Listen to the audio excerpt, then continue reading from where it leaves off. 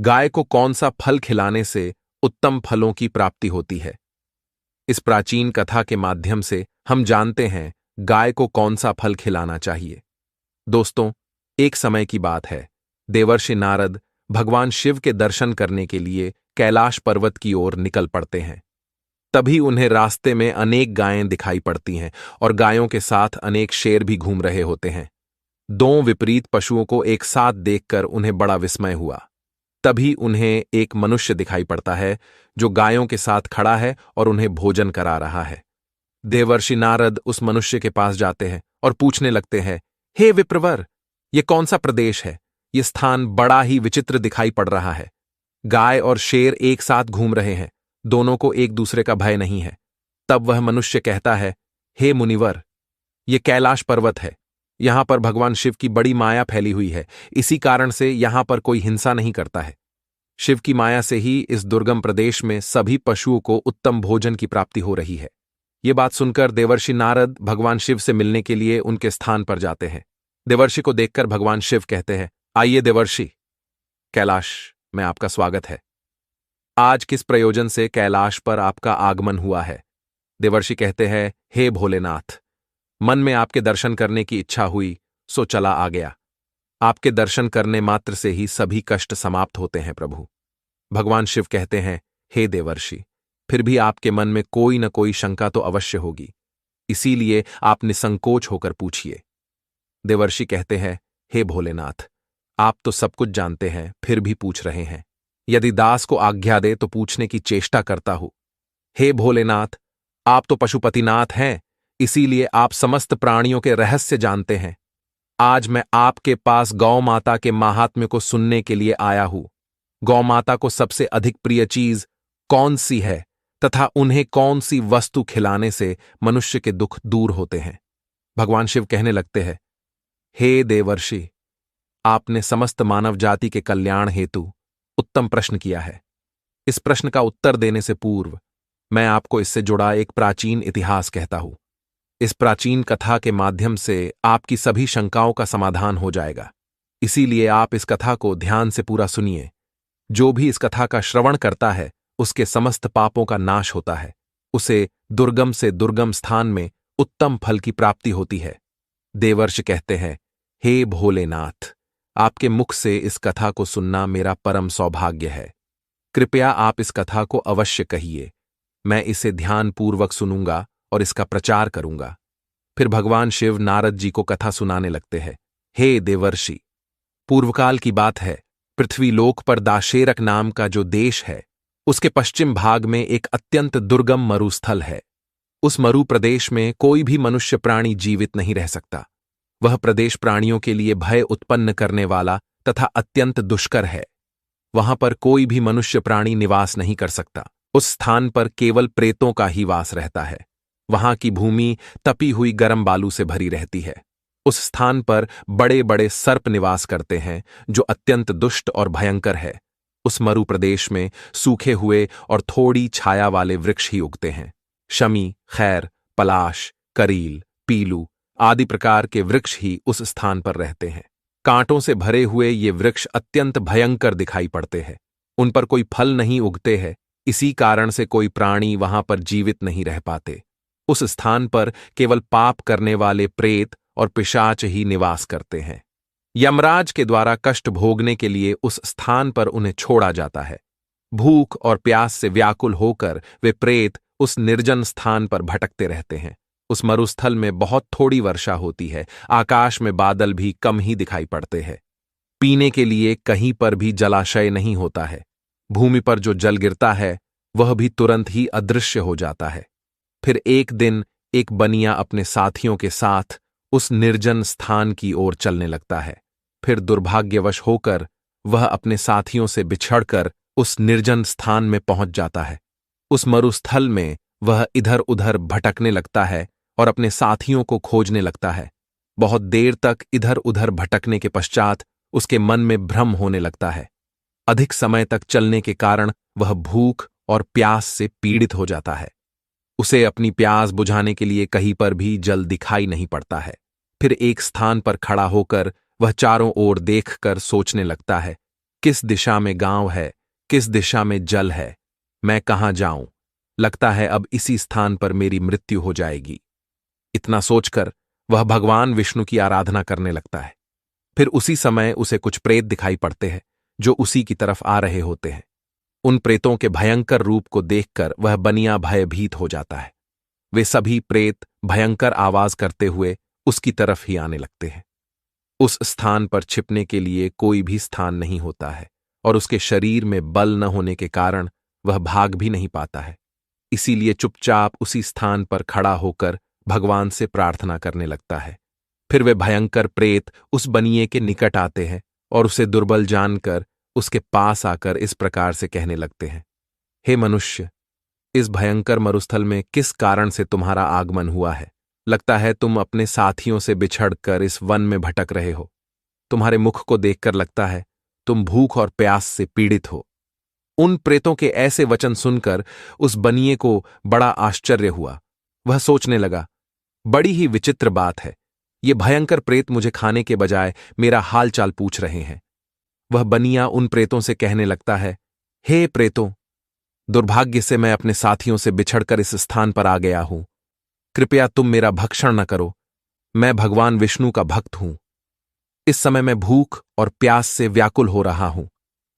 तब उस प्रेत ने कहा, हे मनुष्य, तुम चिंता मत करो, हम तुम्हारा भक्षण नहीं करेंगे।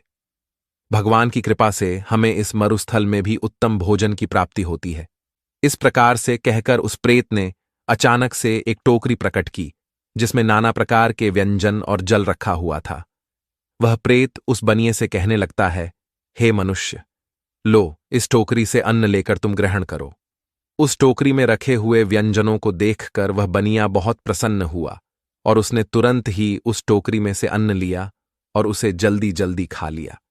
उस अन्न को खाकर बनिए की भूख शांत हुई और वह संताप से रहित हो गया और उस प्रेत को प्रणाम करते हुए कहने लगा, हे प्रेतों, तुम्हारा धन्यवाद है। आज तुमने मेरी भूख और प्यास मिटाई है। फिर उस प्रेत ने अन्य प्रेतों को भी भोजन करने के लिए कहा।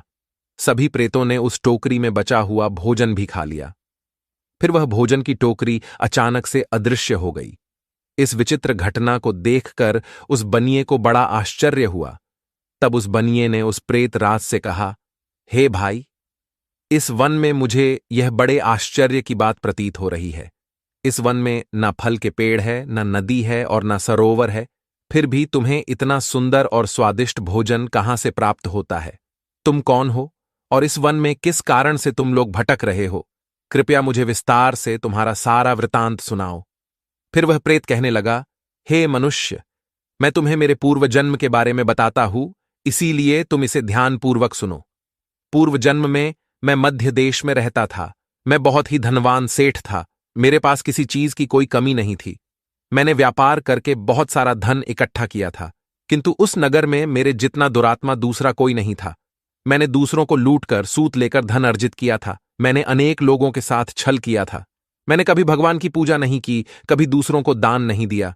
उसी समय में मेरे एक गुणवान ब्राह्मण मित्र थे जो सदैव मेरे हित की बात किया करते थे। उन्होंने मुझे कई प्रकार का महत्वपूर्ण ज्ञान दिया था। धन की रक्षा के लिए उन्होंने अनेक उपाय भी बताए। फिर एक दिन मैं उनके साथ तापी नदी के तट पर गया। उस स्थान पर मैंने उनके साथ उस नदी में स्नान किया। वहां पर एक प्राचीन आश्रम था जहां पर अनेक गाय बंधी हुई थीं। अपने मित्र की बात मानकर मैंने उन गायों को एक टोकरी भर केले के फल खिलाए और फिर लौटकर अपने घर चला आ गया। कुछ समय के पश्चात दैवयोग से मेरी मृत्यु हो गई। मृत्यु के बाद मुझे यम के 2 दूत लेने के लिए आ गए और वे मुझे पकड़कर यमराज के पास लेकर गए। यमराज ने चित्रगुप्त से मेरा लेखा जोखा देखने के लिए कहा। फिर चित्रगुप्त ने मेरा लेखा जोखा निकाला और कहने लगे, हे धर्मराज, यह दुरात्मा तो नास्तिक है। इसने कभी ईश्वर की पूजा नहीं की, इसने कभी दान धर्म नहीं किया, किंतु इसने केवल एक ही पुण्य का कार्य किया है। इसके गायों को केले के फल खिलाए हैं। बस इतना ही इसका पुण्य है। चित्रगुप्त की बात सुनकर यमराज ने अपने दूतों को आदेश देकर मुझे प्रेत बनाकर इस दुर्गम प्रदेश में डालने के लिए कहा। नास्तिक और दुरात्मा लोगों को प्रेत बनाकर इस दुर्गम प्रदेश में डाल दिया जाता है।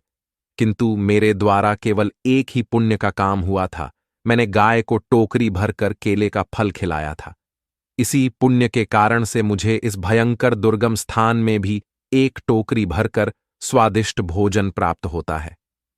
प्रेतों को ऐसा भोजन नहीं मिलता है। प्रेतों का भोजन अत्यंत घृणित और दुर्गंधी युक्त होता है। किंतु मेरे पुण्य के कारण यहां पर निवास करने वाले प्रेतों को भी उत्तम भोजन की प्राप्ति होती है। इसी कारण से इन्होंने मुझे अपना प्रधान बना दिया। यहां पर निवास करने वाले सभी प्रेत दुरात्मा हैं। इन्होंने अनेक पाप किए हैं। देवालयों से धन की चोरी की है, पराई स्त्रियों से संबंध बनाए हैं तथा स्वामी के साथ द्रोह किया है। इसी पाप के कारण ये सभी प्रेत बने हैं। भगवान विष्णु परमात्मा हैं और आप भगवान विष्णु के परम भक्त दिखाई पड़ते हैं। इसीलिए आपके इस स्थान पर आने से मेरी मुक्ति हो जाएगी और मुझे उत्तम गति प्राप्त होगी। परंतु मेरे बगैर ये सभी प्रेत इस मरुस्थल में कष्ट भोगेंगे।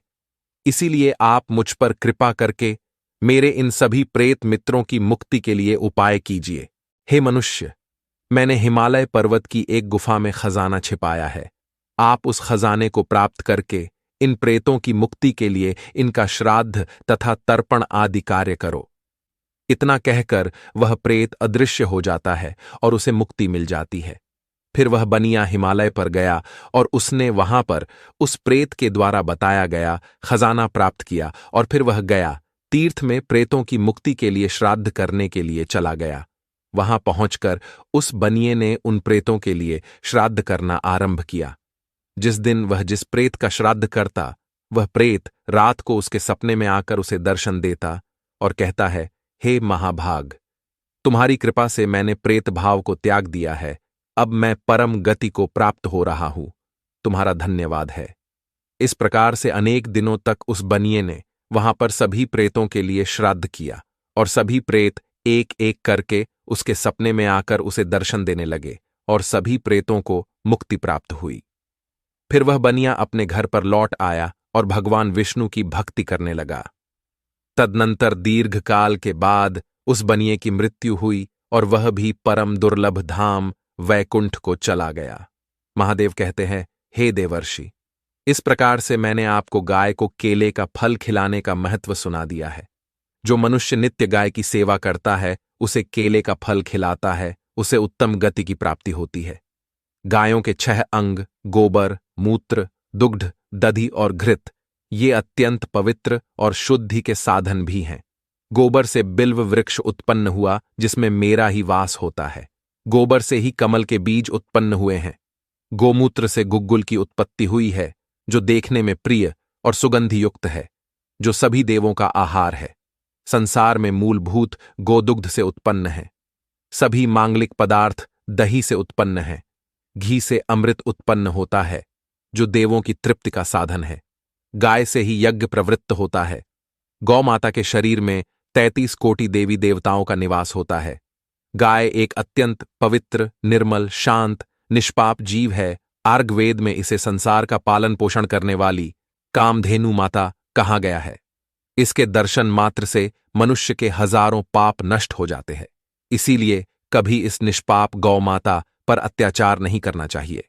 गाय को कभी मारना नहीं चाहिए और कभी उन्हें कष्ट नहीं देने चाहिए। गाय को मारना शास्त्रों में सबसे बड़ा पाप माना गया है। जो मनुष्य गाय की निस्वार्थ भाव से सेवा करेगा, वह सुख समृद्धि प्राप्त करेगा। जो स्त्री रसोई में बनी पहली रोटी गौ माता को खिलाएगी, वह सदा सुहागिन और सौभाग्यशाली रहेगी। जो लोग अपने घर में गाय से प्राप्त पंचगव्य को घर में रखेगा, उसके घर में कभी दुख दरिद्रता नहीं आएगी। जो व्यक्ति प्रतिदिन किसी न किसी तरह से गौ माता की सेवा करता है, वह सबसे अधिक पुण्यवान बन जाता है।